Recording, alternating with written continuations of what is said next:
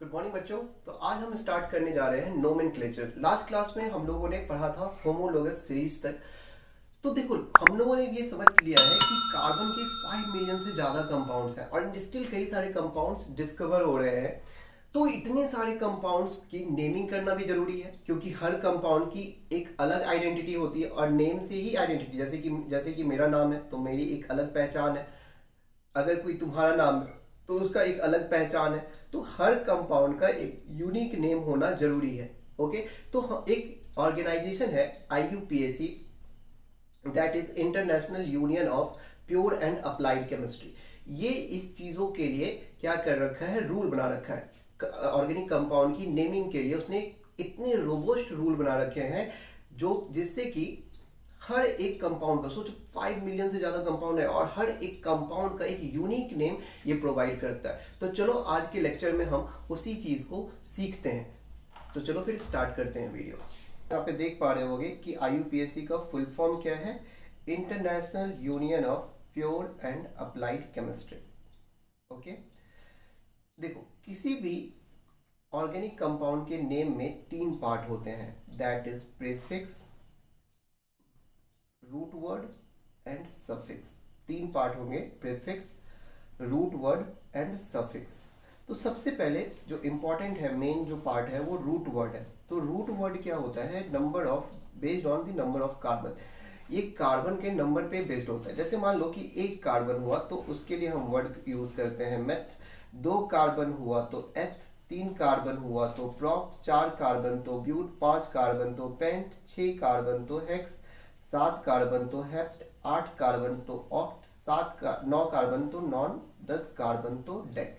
तुम 5 कार्बन तक भी याद कर लो तो तुम्हारे लिए सफिशियंट है। ओके। तुम इसे 3-4 बार पढ़ोगे ना तो याद हो जाएगा। जैसे 1 कार्बन तो मेथ, 2 कार्बन तो एथ, 3 कार्बन तो प्रोप, 4 कार्बन तो ब्यूट, 5 कार्बन तो पेन। ओके। तो इतने 5 तक तुम याद कर लो तो तुम्हारा काम जनरली चल जाएगा। वैसे अच्छा होगा कि तुम 10 कार्बन तक याद रखो। ओके। तो ये क्या कहलाता है, ये रूट वर्ड कहलाता है। ये नंबर ऑफ कार्बन पे, जितने नंबर ऑफ कार्बन होंगे तो हम अगर उसी के बेसिस पे ये लिखा गया है। नाउ सेकेंड पार्ट पे आते हैं, दैट इज सफिक्स। प्रीफिक्स को हम लोग बाद में डिस्कस करेंगे। सफिक्स क्या है, it is based on the carbon carbon bond in that hydrocarbon. अगर हम कार्बन कार्बन के बीच में सिंगल बॉन्ड हुआ तो उसको हम एल्केन कहते हैं, ठीक है। और सफिक्स क्या आता है, दैट इज एन। अगर कार्बन कार्बन के बीच में डबल बॉन्ड हुआ तो वो एल्कीन कहलाता है और सफिक्स क्या आएगा, दैट इज इन।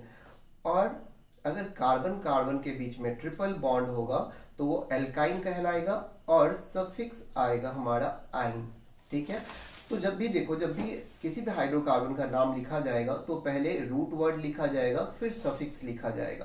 तो चलो हम इसके कुछ एग्जाम्पल्स डिस्कस करते हैं। ओके। तो लेट्स से हमारा CH4, ठीक है। तो कितने कार्बन है यहाँ पे बच्चों, 1 कार्बन है, तो इस वजह से क्या आएगा वर्ड, मेथ, ठीक है। तो ये मेरा क्या हो गया, ये क्या हो गया, रूट वर्ड हो गया। ओके। और चूंकि इसमें सिर्फ एक ही कार्बन है तो कार्बन और कार्बन के बीच में तो यहाँ पे कोई बॉन्डिंग ही नहीं है, तो बट हम इसको क्या कहेंगे, जो हमारा सफिक्स होगा, तो ये एक एल्केन है तो सफिक्स हो जाएगा एन, तो इसका नेम हो जाएगा मीथेन। जैसे देखो, अगर दो कार्बन हो, C2H6, ओके। अगर इसका स्ट्रक्चर देखोगे तो कुछ ऐसा होगा।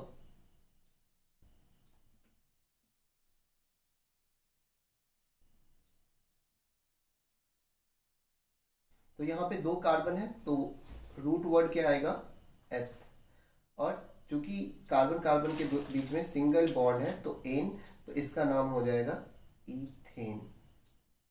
ओके। तो सिमिलरली 3 कार्बन होगा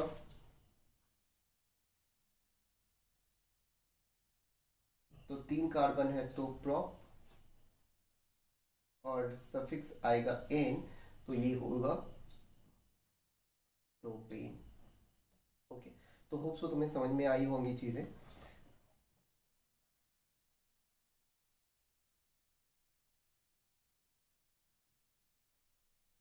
लेट से अगर कार्बन कार्बन के बीच में डबल बॉन्ड हो तो वो किस क्या कहलाएगा? अच्छा, तुम्हें होप्स हो कि एल्केन का जो जनरल फॉर्मूला है वो याद होगा, CnH2n+2 होता है ना? ये एल्केन्स है सारे, तो इसीलिए meth plus ane methane, eth plus ane ethane, prop plus ane propane. अब हम लोग एल्कीन पे आते हैं, कुछ एग्जांपल्स हम एल्कीन के ले लेते हैं। तो लेट से C2H4 है, कितने कार्बन है यहाँ पे? 2 कार्बन है, तो वर्ड क्या आएगा? रूट वर्ड क्या होगा? एथ। और चूंकि ये एल्कीन है तो सफिक्स क्या हो जाएगा?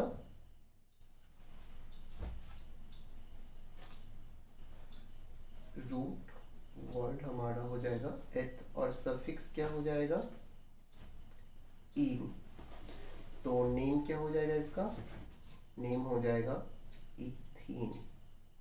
ओके, अगर हमारा C3H6 है तो नाम क्या हो जाएगा? 3 कार्बन तो प्रोप, और प्लस इन तो प्रोपीन। अब हम बात करें एल्काइन की।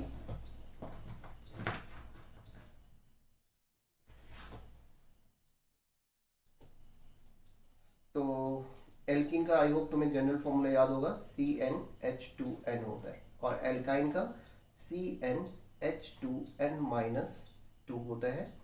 तो अगर हम एल्काइन देखें C2H2, तो कितने कार्बन है? 2 कार्बन है, तो रूट वर्ड क्या हो जाएगा? विल बी एथ, और सफिक्स हो जाएगा आइन। एल्काइन के लिए क्या लगता है? आइन। तो इस वजह से नेम क्या हो जाएगा इसका?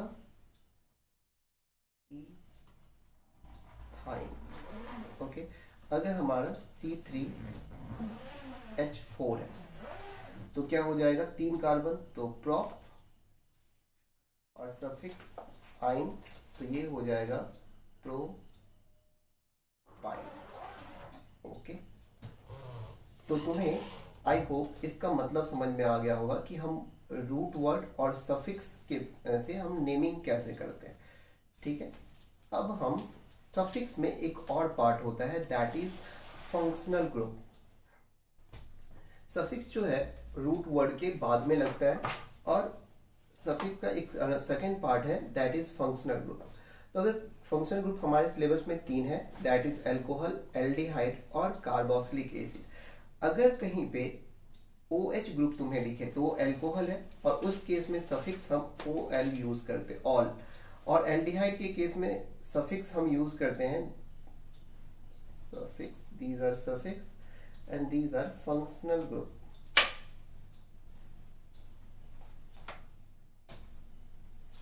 तो अगर एल्कोहल होगा तो सफिक्स ऑल यूज करेंगे, एल्डिहाइड होगा तो अल यूज करेंगे, कार्बोक्सिलिक एसिड होगा तो ओइक एसिड यूज करेंगे।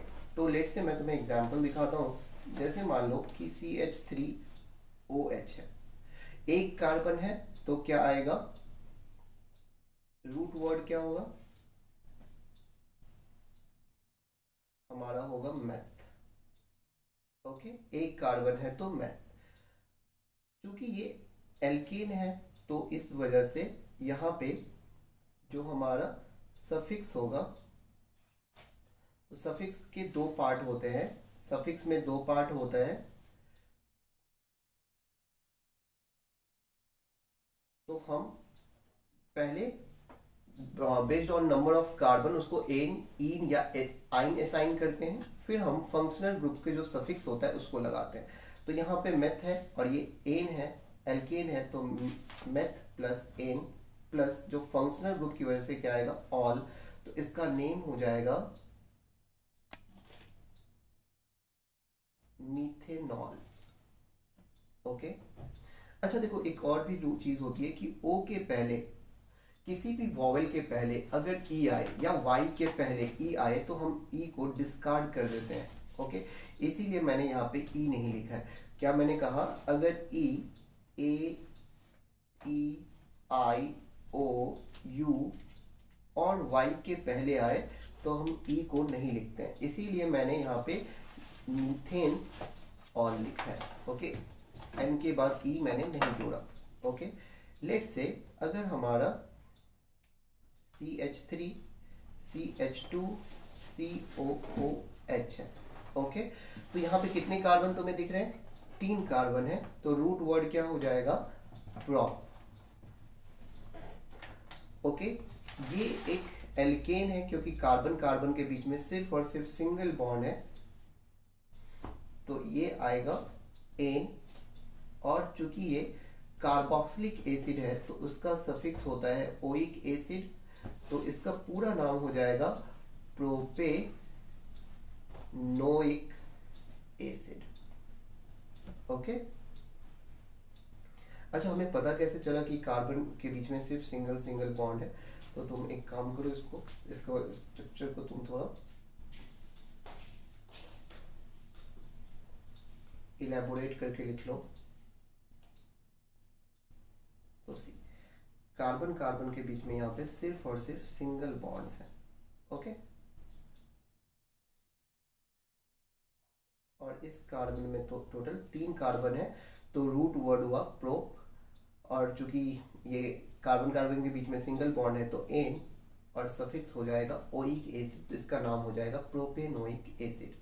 ओके, तो ये क्या है? इसको हम ऐसे भी लिख सकते हैं CH3 CH2 COOH, इसका नाम हो जाएगा प्रोपेनोइक एसिड। तो और स्पेस चाहिए होगा ताकि हम लोग और भी एग्जांपल्स ले सकें। चलो एक हम एल्डिहाइड का एग्जांपल लेते हैं। लेट से एग्जांपल है CH3 CHO, तो ये हमारा एल्डिहाइड ग्रुप है। ओके, अगर हम इसका स्ट्रक्चर ड्रॉ करें तो कुछ ऐसा दिखेगा हमें।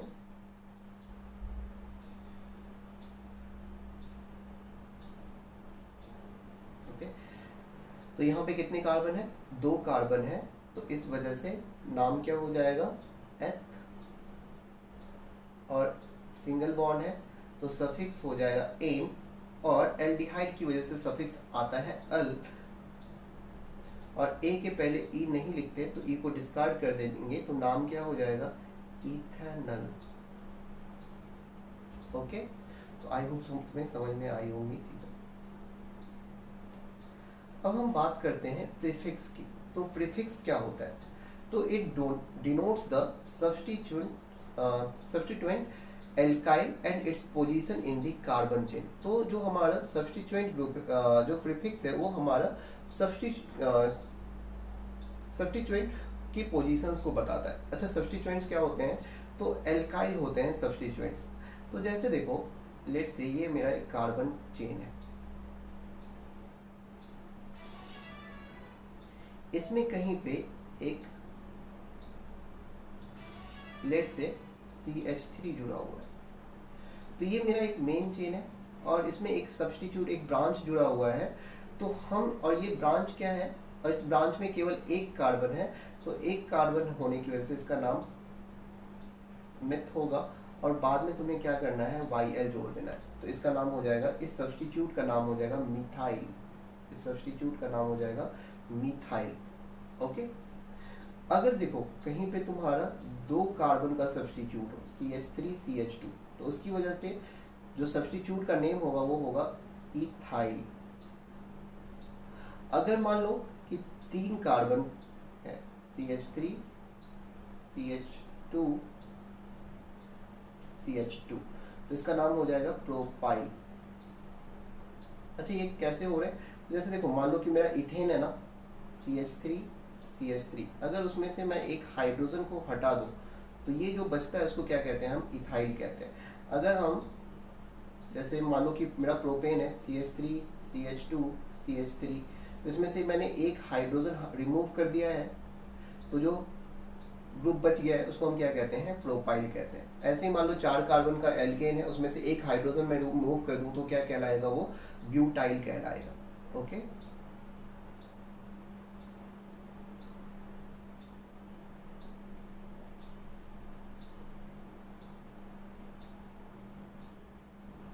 जैसे लेट से अगर CH3 CH2 CH2 CH3। तो ये क्या है, एक्चुअली में ब्यूटेन है। और अगर मैं इसमें से एक हाइड्रोजन रिमूव कर दूं, जैसे ये मेरा क्या है, इथेन है, इथेन में से एक हाइड्रोजन चला गया तो इथाइल। अगर प्रोपेन में से एक हाइड्रोजन चल गया तो प्रोपाइल। अगर ब्यूटेन में से अगर एक हाइड्रोजन हमने रिमूव कर दिया तो क्या हो जाएगा, वो ब्यूटाइल।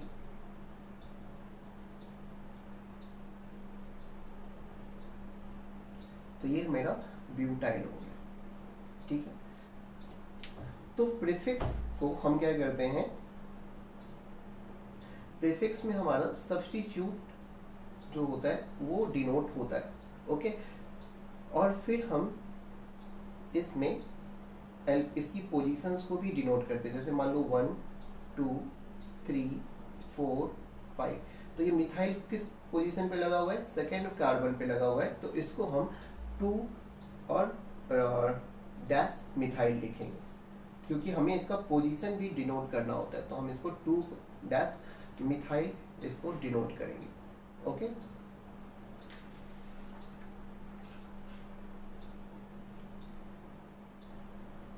प्रीफिक्स में हैलाइड्स के भी नेम आते हैं, जैसे कि अगर मान लो लेट से CH3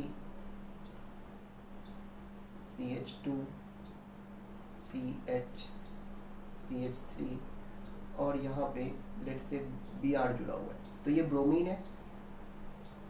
और अगर हम इसको नंबरिंग ऐसे करें 1 2 3 4, ये नंबरिंग का एक तरीका है, रूल है, जिसको कि मैं आगे तुम्हें बताने वाला हूँ, ठीक है। तो ये सेकेंड पोजीशन पे Br जुड़ा हुआ है, तो मैं क्या लिखूंगा, तो इसका जो प्रीफिक्स है वो क्या हो जाएगा, 2 ब्रोमो, 2 ब्रोमो। अगर यहाँ पे मान लो कि क्लोरीन जुड़ा हुआ होता तो 2 क्लोरो हो जाता, ओके, ठीक है। तो जिस पोजीशन पे वो जुड़ा हुआ होता है उसको हम उसके हिसाब से पोजीशन के साथ साथ उसका नाम लिख देते हैं। तो प्रीफिक्स में क्या आता है, सब्स्टिट्यूट्स के नाम आते हैं विद इट्स पोजीशन, ओके। और अगर मान लो कि एक ही सब्स्टिट्यूट कई बार रिपीट हुए हो, तो हम उसके बदले वहाँ पे उसके नेम के आगे हम डाई, अगर 2 बार रिपीट हुआ है तो डाई लिखते हैं, 3 बार रिपीट हुआ है तो ट्राई लिखते हैं, 4 बार हुआ है तो टेट्रा लिखते हैं। जैसे मैं तुम्हें एग्जांपल दिखाऊं, लेट से कि ये मेरा एक कार्बन चेन है,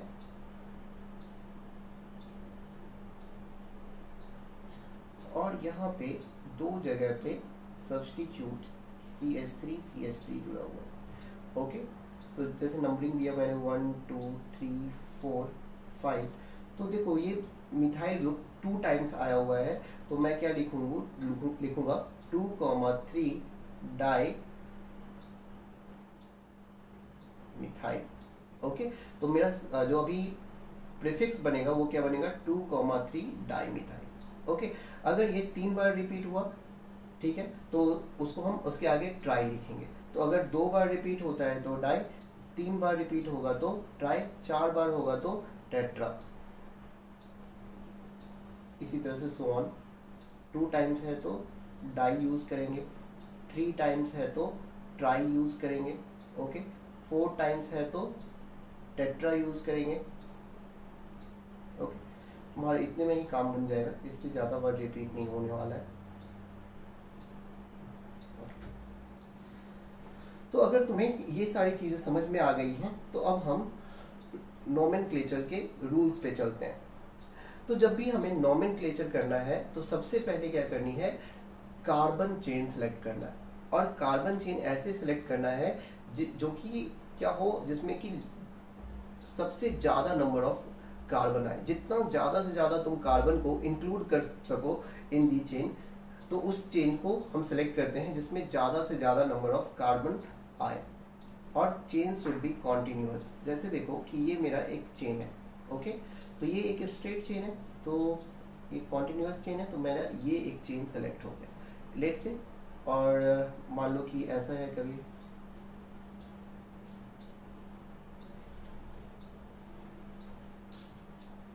तो अगर हम देखो इस पोजीशन यहाँ से यहाँ तक जाएंगे तो हमारे पास 2 रास्ते हैं कि या तो हम आगे बढ़ जाएं या फिर हम यहीं से, देखो चेन जरूरी नहीं है कि वो स्ट्रेट ही हो, तो चेन क्या हो सकता है, ब्रांच्ड भी हो सकता है या जिगजैग वे में भी हो सकता है। तो जैसे देखो अगर हम यहाँ से इस तरफ मुड़ जाते हैं तो हमें केवल 4 कार्बन की चेन मिलेगी, जबकि अगर हम स्ट्रेट पाथ में जाते हैं, अगर हम इस वे में जाते हैं तो हमें एक साथ 4 कार्बन मिल रहा है। तो हम कौन सा 5 कार्बन मिल रहा है, तो हम कौन सा पाथ चूज करेंगे, हम यहाँ पे स्ट्रेट पाथ चूज करेंगे। ओके, जिसमें कि हमें 5 कार्बन की चेन मिल रही है, और ये वाला पाथ हम नहीं चूज करेंगे। ओके, लेट्स से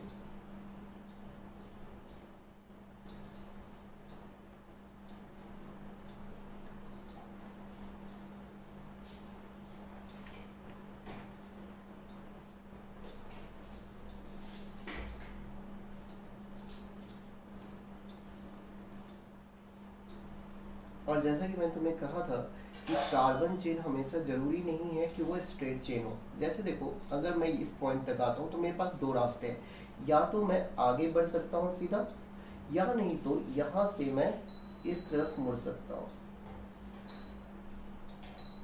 इस पॉइंट से मैं इस तरफ जाऊँ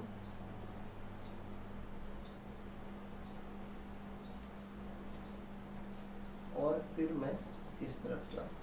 तो देखो ये कॉन्टिन्यूअस चेन है, मतलब चेन कहीं ब्रेक नहीं हुआ है। तो हमारे पास क्या रास्ता है, देखो अगर मैं यहाँ से स्ट्रेट जाता हूँ, अगर मैं इसे एक चेन मानता हूँ तो मुझे केवल यहाँ पे 4 कार्बन मिल रहे हैं। ओके, चलो दूसरा रास्ता देख लेते हैं।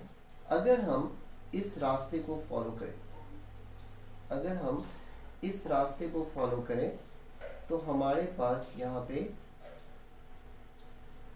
3, 4, 5, 6, 7 कार्बन की चेन मुझे मिल रही है। तो मेरे लिए बेटर ऑप्शन कौन सा है, जिसमें ज्यादा नंबर ऑफ कार्बन मिलेगा, मैं वो वाला चेन सेलेक्ट करूंगा। ठीक है, तो यहाँ पे मुझे 7 कार्बन की चेन मिल रही है, तो मेरे लिए बेस्ट ऑप्शन ये वाला है। ओके, तो जरूरी नहीं है कि चेन हमेशा स्ट्रेट होगा। बहुत सारे बच्चों को ये कंफ्यूजन रहती है कि उनको लगता है कि चेन सिर्फ स्ट्रेट हो सकता है, बट ऐसा नहीं है।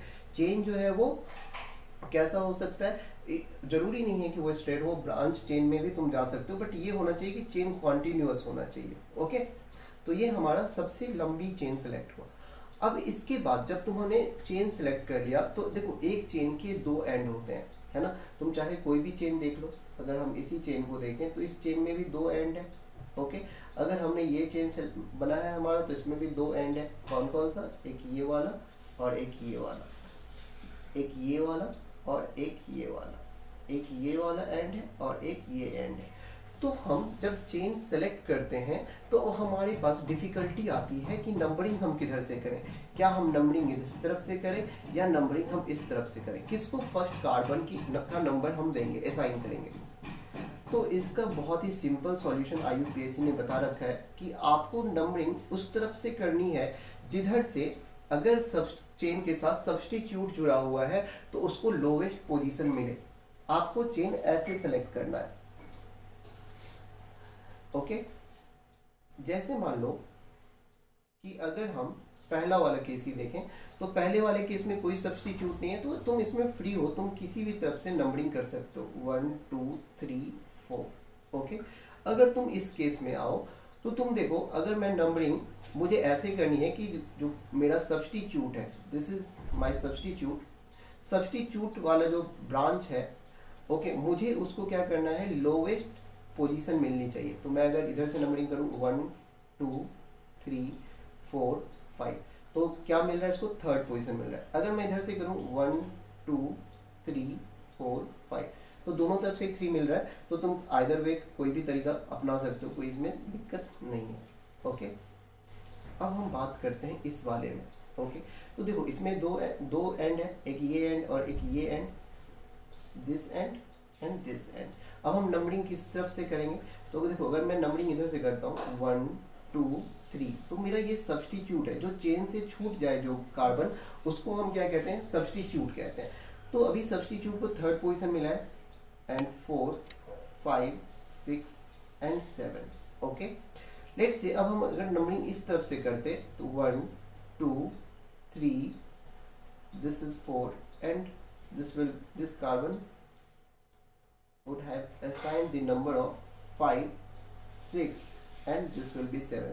So अगर हमने नंबरिंग लेफ्ट टू राइट किया है तो मुझे सब्स्टिट्यूट को थर्ड पोजीशन मिला है, और जब मैंने राइट टू लेफ्ट में किया है तो सब्स्टिट्यूट को मेरा फिफ्थ पोजीशन मिला है। तो कौन सा करेक्ट है? This method is correct, this method is wrong. So हम क्या करेंगे, इस वाले को डिस्कार्ड कर देंगे। ओके, और नंबरिंग किधर से करेंगे? हम उस तरफ से करेंगे जिधर से हमें सब्स्टिट्यूट को lowest position, smallest possible position मिलेगा, हम उधर से नंबरिंग करेंगे। ओके, तो आई होप तुम्हें समझ में आया होगा। हम एक दो और एग्जाम्पल ले लेते हैं। जैसे लेट से ये मेरा CH3 है, CH2 है, CH है, CH2, CH3 है,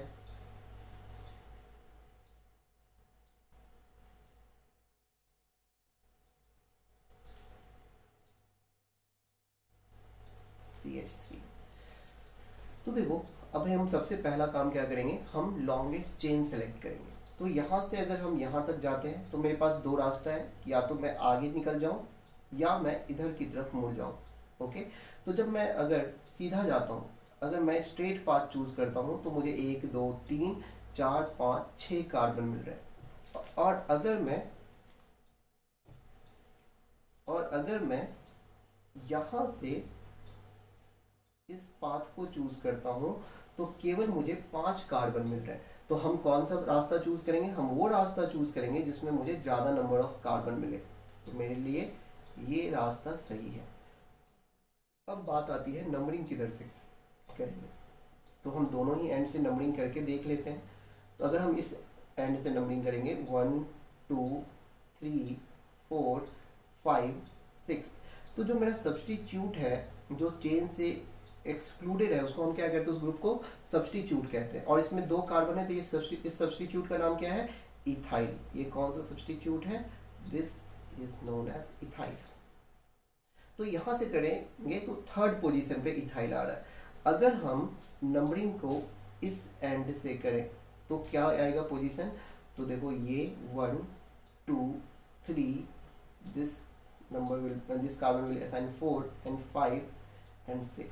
तो हमारा जब हम लेफ्ट टू राइट कर रहे हैं, लेफ्ट टू राइट जा रहे हैं, तो पोजीशन क्या मिल रहा है?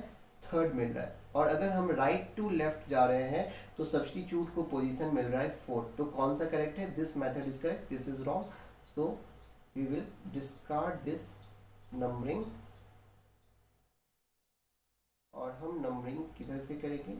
हम नंबरिंग इस तरफ से करेंगे। ओके, तो चलो अब हम इसका नेमिंग भी करते जाते हैं। तो जैसे चलो पहले हम इसकी नंबरिंग कर लेते हैं। चलो, अभी तो मैंने सिर्फ इसको ऐसे लिखा था, तो अब इसके साथ मैं हाइड्रोजन्स भी जोड़ देता हूँ ताकि तुम्हें कंफ्यूजन ना हो। ये CH3 होगा, यहाँ पे CH2 होगा, ये CH2 होगा and this will be CH3। तो यहाँ पे 4 कार्बन की चेन है, तो रूट वर्ड क्या हो जाएगा? Root word will be but. और चूंकि यहाँ पे कोई भी डबल बॉन्ड नहीं है या ट्रिपल बॉन्ड नहीं है, सिर्फ और सिर्फ सिंगल बॉन्ड है कार्बन कार्बन के बीच में, तो सफिक्स क्या होगा? एन। और चूंकि यहाँ पे कोई फंक्शनल ग्रुप नहीं बचा है, लगा हुआ है, तो सफिक्स का सेकंड पार्ट हमें देखने की जरूरत ही नहीं है। इसका नाम क्या हो जाएगा? नेम हो जाएगा इसका ब्यूटेन। ओके, चलो इस कार्बन की अब हम बात करते हैं, इस चेन की बात करते हैं। तो let's say this is CH3, this is CH2, this is CH2, CH3 and एक कार्बन, इस कार्बन का एक बॉन्ड है, तो इसमें लिए मैंने इसमें 3 हाइड्रोजन लगा दिया है।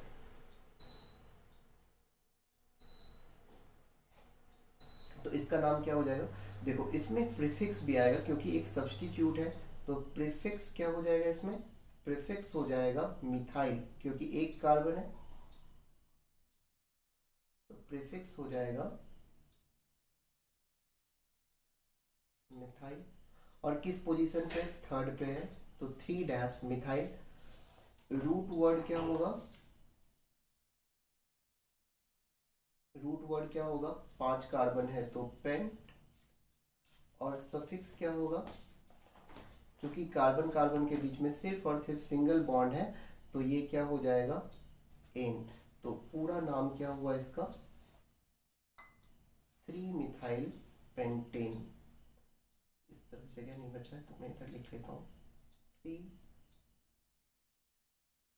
Methyl pentane.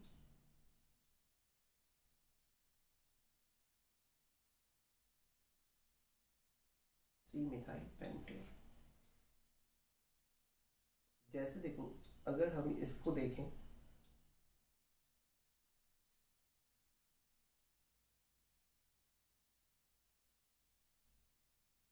तो ये मेरा सफिक्स था, दिस इज CH3। इस कार्बन की 2 वैलेंसी पूरी है तो CH2, इस कार्बन की 3 वैलेंसी पूरी है तो एक H लगा देंगे। इस कार्बन की 1 वैलेंसी पूरी है तो ये एक्चुअली में CH3 होगा। इस कार्बन की 2 वैलेंसी पूरी है तो ये CH2 होगा। इस कार्बन की 2 वैलेंसी पूरी है तो CH2 होगा, इसका CH2 होगा और ये CH3 होगा। तो C, इसकी नेमिंग क्या हो जाएगी, 4 5 6 7। तो थर्ड पोजीशन पे मिथाइल है तो इसका जो प्रीफिक्स होगा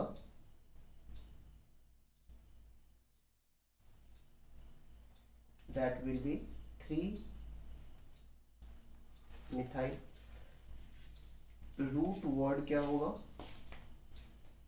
7 कार्बन है तो हेप्ट, 7 कार्बन के लिए हेप्ट होता है, और कहीं भी कार्बन कार्बन के बीच में डबल बॉन्ड नहीं है तो हमारा सफिक्स हो जाएगा एन। तो इसका नाम क्या हो जाएगा, 3 मिथाइल